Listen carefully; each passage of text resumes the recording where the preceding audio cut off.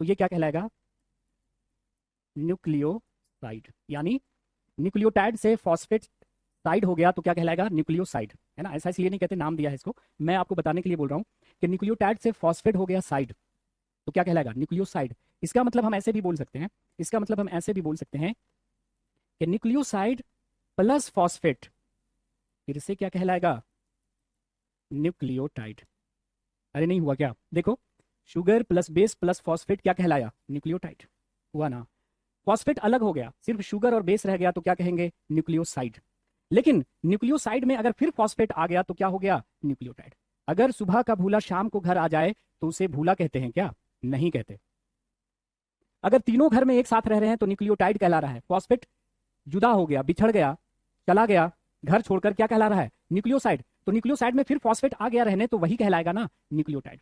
सुबह का भूला शाम को वापस आ जाए तो उसे भूला नहीं कहते। कि अभी सूरज नहीं डूबा जरा सी शाम होने दो, अभी सूरज नहीं डूबा जरा सी शाम होने दो, मैं खुद ही लौट आऊंगा मुझे नाकाम होने दो, और मुझे बदनाम करने के बहाने ढूंढते क्यों हो, मैं खुद हो जाऊंगा बदनाम पहले नाम होने दो, है ना। तो जब नाम होता है आदमी का तो बदनामी भी उसके साथ साथ आती है। अभी सूरज नहीं डूबा जरा सी शाम होने दो, मैं खुद ही लौट आऊंगा मुझे नाकाम होने दो, और मुझे बदनाम करने के बहाने ढूंढते क्यों हो, मैं खुद हो जाऊंगा बदनाम पहले नाम होने दो।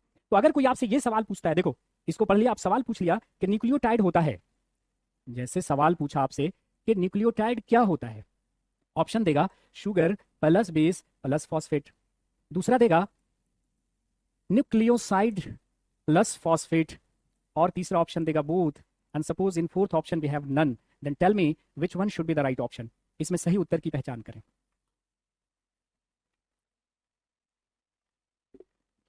बताइएगा।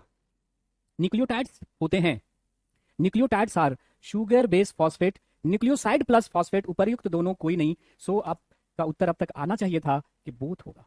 क्या होगा? बोथ। कृष्ण, हिमानी, क्या बात है। रिया, सौरभ, क्या बात है। बायो आधा हो चुका, आधा बायो हम लोगों ने कंप्लीट कर लिया। अब जल्दी मेरी तबीयत जैसे ही ठीक होती है रेगुलर क्लासेस हम करेंगे। तो ये याद रखना है आपको। आगे आते हैं, कुछ और बातें हम लोग आपके सामने पेश करने वाले हैं, है ना। तो डीएनए का डबल हेलिक्स मॉडल किसने दिया था? वॉटसन और क्रिक साहब ने दिया था। अब आ जाइए DNA finger printing. DNA finger printing को हिंदी में डीएनए फिंगर प्रिंटिंग बोलेंगे, या इसको बोलेंगे डीएनए अंगुली छाप। डीएनए अंगुली छाप, है ना। डीएनए फिंगर प्रिंटिंग भी लिखा रह सकता है। दुनिया में इतने लोग हैं, दो लोगों का डीएनए कभी भी मैच नहीं करता।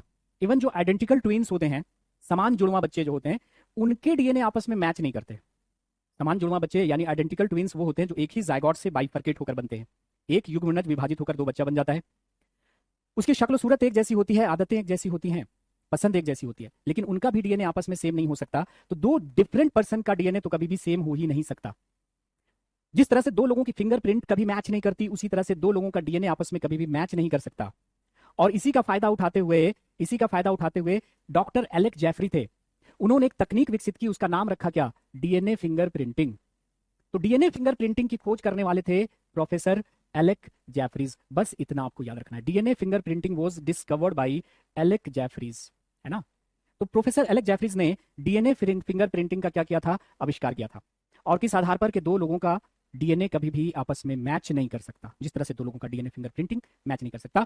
और इसका इस्तेमाल हम लोग करते हैं फॉरेंसिक्स में, अपराधियों का पता लगाने में, पैतृकता सिद्ध करने में, पैटर्निटी डिस्प्यूट को सॉल्व करने में। जैसे देखो, दो लोगों का डीएनए आपस में नहीं मिल सकता, लेकिन किसी पर्सन का जो डीएनए होगा उसके माता और पिता के बीच बीच का होगा।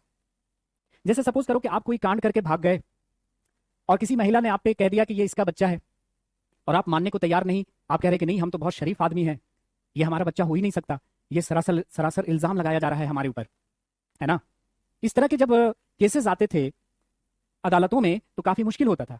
या किसी ने आप पे ऐसे ही इल्जाम लगा दिया कि इसी का बच्चा है, तब तो दिक्कत हो जाती थी इस तरह के मामला को सॉल्व करने में, काफी प्रॉब्लम। लेकिन जब से डीएनए फिंगरप्रिंटिंग का आविष्कार हुआ, इस तरह के जो डिस्प्यूट्स हैं वो तुरंत सॉल्व कर दिए जाते हैं। जैसे कांग्रेस के एक नेता थे एनडी तिवारी नाम सुना होगा आपने। उस पर एक जवान बच्चे ने क्लेम कर दिया कि ये हमारे पिता हैं। उन्होंने कहा कि नहीं, ये अपोजिशन की साजिश लग रही है मुझे बदनाम करने की। तो कोर्ट ने कहा कि भाई ठीक है, डीएनए फिंगरप्रिंटिंग कराओ।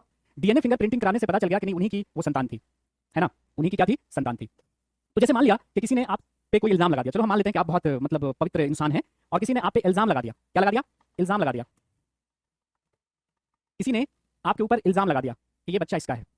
तो मामला कोर्ट में चला जाएगा। हम क्या करेंगे कि बच्चे का लेंगे डीएनए का सैंपल, आपका डीएनए सैंपल लेंगे और उस मोहतरमा का डीएनए सैंपल लेंगे जिसने आपको बदनाम करने की कोशिश की है। तो माना कि दो पर्सन का डीएनए कभी भी मैच नहीं हो सकता, लेकिन किसी भी पर्सन का जो डीएनए होगा वो माता पिता के बीच बीच का होगा। अगर वो बच्चा आपका होगा तो उसका जो डीएनए का जो फाइल होगा ना वो आप लोगों के बीच बीच का होगा और एक हफ्ते में बिल्कुल दूध का दूध और पानी का पानी हो जाएगा कि वो आपकी संतान है कि नहीं है। दूसरी बात, फॉरेंसिक में क्राइम स्पॉट पर अगर आपका एक बाल भी रह गया है, बाल में डीएनए होता है, उसको चेक करके बताया जा सकता है कि वहां पे कौन था। आप कहेगा कि हम बहुत मासूम हैं, तो पुलिस वाला पूछेगा बाल क्या कर रहा था वहां पर। स्पर्म्स के ट्रेसेस रह गए, नाखून में स्किन का क्रोच रह गया, बहुत बारीकी से मुआयना करते हैं फॉरेंसिक वाले। तो आजकल दो चीजें अपराधियों तक बहुत जल्दी पहुंचा देती हैं। एक तो कॉल डिटेल वाला, कि लास्ट कॉल किससे हुआ था, रोज एक एक घंटे तक क्या बात हो रही थी, क्यों बात हो रही थी। इवन जो आप मैसेज डिलीट कर देते हैं ना पढ़ने के बाद, वो भी बाद में देखा जा सकता है।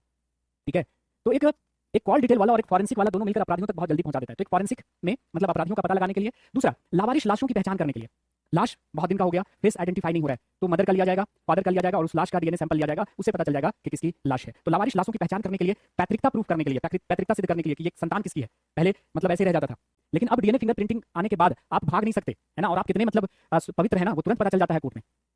कितना रुपया लगता है वो सरकार करवाती है, आपको एक पैसा देना नहीं पड़ेगा, है ना। चलिए, ये सारी बातें एप्लीकेशन याद रखिएगा, एप्लीकेशन से सवाल आपके एग्जाम्स में पूछे गए। अब आ जाइए सेंट्रल डोगमा, थोड़ा सा हम आपको बताने की कोशिश करेंगे। सेंट्रल डोगमा देने वाले थे क्रिक। सेंट्रल डोगमा कुछ नहीं है, मतलब सेल के अंदर, आपकी कोशिका के अंदर डीएनए का इन्फॉर्मेशन कैसे जाता है, उस इन्फॉर्मेशन के फ्लो को बोला गया है सेंट्रल डोगमा। तो सेंट्रल डोगमा देने वाले थे क्रिक साहब। क्रिक कौन, वाटसन और क्रिक वाले जो हैं वही क्रिक हैं। जैसे मैंने कहा कि डीएनए हमारे शरीर में या हमारी कोशिका में होने वाली सभी क्रियाओं को नियंत्रित करता है ना। डीएनए हमारे सेल में या हमारी बॉडी में होने वाले सभी फंक्शंस को कंट्रोल करता है। कैसे? इसी कैसे को बताता है कौन, सेंट्रल डोगमा। यानी सेंट्रल डोगमा क्या बता रहा है कि डीएनए हमारे शरीर में होने वाली क्रियाओं को कैसे कंट्रोल करता है, इसी का नाम दिया है सेंट्रल डोगमा। और ये बताने वाले थे क्रिक, वाटसन और क्रिक वाले क्रिक साहब। जैसे सपोज करो कि आप अपने घर के मालिक हो, तो आप अपने घर को कंट्रोल करोगे। आपके घर में मान लिया खत्म हो गया है चावल, दाल, पेस्ट, साबुन, तेल, सब्जी, तो आप उसका क्या करोगे, एक लिस्ट बनाओगे। क्या आपने किया? आप घर के मालिक हो तो आपने अपने घर में जो सामान आने हैं उसका आपने एक लिस्ट तैयार किया कि आटा, चावल, दाल, पेस्ट, साबुन, तेल इत्यादि इत्यादि इत्यादि। अब इस लिस्ट को आप कहाँ दोगे जाकर? आप दोगे शॉप में, और वो दुकानदार आपको ये सारा सामान लाकर एक थैले में दे दिया और आप इसे अपने घर ले आए और अपने घर के काम को आप कंट्रोल करने लगे, आपके घर का काम चलने लगा। ठीक उसी तरह से आपके सेल में भी काम होता है। जैसे सपोज करो कि हमें एक एंजाइम बनाना है, पेप्सिन। क्या बनाना है? पेप्सिन आपके शरीर में बनना है। ठीक है, क्या बनना है? पेप्सिन एक एंजाइम बनना है जो प्रोटीन का पाचन करता है। क्या बनना है? पेप्सिन बनना है। और सारे के सारे एंजाइम क्या होते हैं? प्रोटीन होते हैं। तो सबसे पहले क्या बनेगा? प्रोटीन बनेगा। अरे भाई, सबसे पहले प्रोटीन बनेगा, प्रोटीन मॉडिफाई होकर एंजाइम बनेगा, प्रोटीन ही रूपांतरित होकर एंजाइम बनेगा। तो सबसे पहले जो आपका सेल के अंदर डीएनए है, डीएनए क्या करेगा? लिखेगा, है ना, कि भाई ये अमाइनो एसिड, ये अमाइनो एसिड, ये अमाइनो एसिड, ये अमाइनो एसिड, ये अमाइनो एसिड, ये अमाइनो एसिड लगेगा, तब ये पर्टिकुलर एंजाइम बनेगा। तो डीएनए जो लिख रहा है ना, उसी लिखावट को, उसी लिस्ट को आप आरएनए कहते हैं। आरएनए। तो डीएनए बनाएगा आरएनए, मतलब डीएनए जैसे लिस्ट बना रहा है ना, ये अमाइनो एसिड, ये अमाइनो एसिड, ये अमाइनो एसिड, ये अमाइनो एसिड, ये अमाइनो एसिड लगेगा, तो ये पर्टिकुलर प्रोटीन बनेगा और उस पर्टिकुलर प्रोटीन से क्या बनेगा? ये पेप्सिन एंजाइम बनेगा। तो डीएनए ने जो लिखा है, जो लिस्ट बनाई है, उसी लिस्ट को आप आरएनए कहते हैं। और डीएनए से आरएनए का बनना क्या कहलाता है? ट्रांसक्रिप्शन। ट्रांसक्रिप्ट किया है, लिस्ट बनाया है उसने। अब क्या होगा कि आरएनए पर जिस जिस अमाइनो एसिड का नाम लिखा हुआ है वो आकर लग जाएगा। ये अमाइनो एसिड, ये अमाइनो एसिड, ये अमाइनो एसिड, ये अमाइनो एसिड क्या बन गया? आपका प्रोटीन। तो आरएनए पर जो लिखा हुआ है, जिस जिस प्रोटीन, जिस जिस अमाइनो एसिड का नाम, वो अमाइनो एसिड लगा और क्या बना? अमाइनो एसिड का पॉलीमर ही तो प्रोटीन होता है। क्या बन गया? प्रोटीन। तो आरएनए से प्रोटीन का बनना क्या कहलाएगा? ट्रांसलेशन। मतलब जो लिखा हुआ था उसका ट्रांसलेशन हुआ। यहाँ पे जो लिस्ट बनी हुई थी उसको शॉपकीपर ने क्या किया? आपके थैले में डाल दिया। तो आरएनए क्या है? लिस्ट है। और उस लिस्ट से जो प्रोटीन बना है उसको हम कहते हैं ट्रांसलेशन। इस पे जो लिखा था उसका ट्रांसलेट होकर क्या बन गया? आपका प्रोटीन बन गया। तो देखो, डीएनए से डीएनए बन सकता है, इसको कहते हैं रेप्लिकेशन। डीएनए से आरएनए बन सकता है, उसको कहते हैं ट्रांसक्रिप्शन। आरएनए से प्रोटीन बन सकता है, उसको कहते हैं ट्रांसलेशन। तो सेल के अंदर जो इंफॉर्मेशन का फ्लो हो रहा है ना, इसी को हम कहते हैं सेंट्रल डोगमा, है ना। तो बस इतना याद रखिएगा, डीएनए से डीएनए का बनना रेप्लिकेशन, डीएनए से आरएनए का बनना ट्रांसक्रिप्शन, आरएनए से प्रोटीन का बनना ट्रांसलेशन। लेकिन किसी किसी वायरस में, किसी किसी विषाणु में आरएनए से वापस डीएनए बन सकता है, इसको कहते हैं रिवर्स ट्रांसक्रिप्शन। और ये सिर्फ विषाणु में होता है। किसमें होता है गाइस? सिर्फ विषाणुओं में पाया जाता है। वापस आरएनए से बन सकता है डीएनए, वापस आरएनए से क्या बन सकता है? डीएनए बन सकता है ना। तो ये बस याद रखना कि डीएनए से डीएनए का बनना रेप्लिकेशन, डीएनए से आरएनए का बनना ट्रांसक्रिप्शन, आरएनए से प्रोटीन का बनना ट्रांसलेशन। लेकिन किसी किसी वायरस में वापस आरएनए से डीएनए बन सकता है, इसको कहेंगे रिवर्स ट्रांसक्रिप्शन। अरे भाई, डीएनए से आरएनए का बनना ट्रांसक्रिप्शन, तो आरएनए से डीएनए का बनना रिवर्स ट्रांसक्रिप्शन। आपने आरटीपीसीआर का नाम सुना है? आरटीपीसीआर। ये आरटी में, आरटी क्या है? ये रिवर्स ट्रांसक्रिप्शन है। ये आरटी का मतलब क्या है? Reverse transcription. और पीसीआर का मतलब होता है पॉलीमरेज चेन रिएक्शन। डीएनए की कॉपी बनाने की विधि को क्या